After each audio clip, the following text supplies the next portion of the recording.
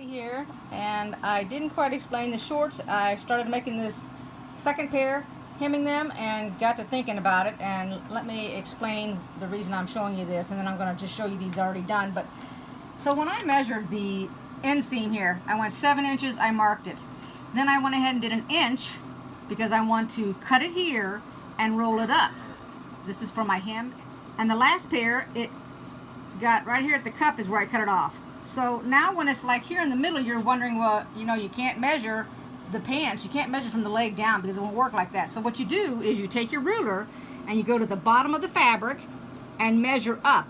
And mine is, so the first thing I did was I wanted to mark this line instead of coming down 7. So I went up here, it says 2 1/4. So I did 2 1/4 and I just moved along the pants and marked it 2 1/4 all the way on this one side.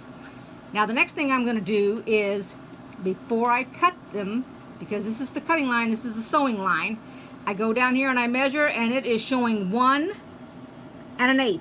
So I'm just going to go 1 1/8, do another mark. Just on this pants.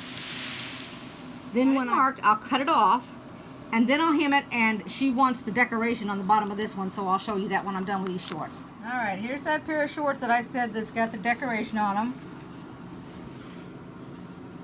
I used a multicolor on the outside and a gold, which is right here for the hem on the inside. It turned out really, really nice. Just a little pow at the hem line. So that's it. I just wanted to show you that little, now this is one of the designs that came with my sewing machine, so this is why you want to use these little stitches on your different projects, because it'll be like nobody else's, it'll be your own. Well, that's it. Thanks for watching. Till next time. Bye-bye.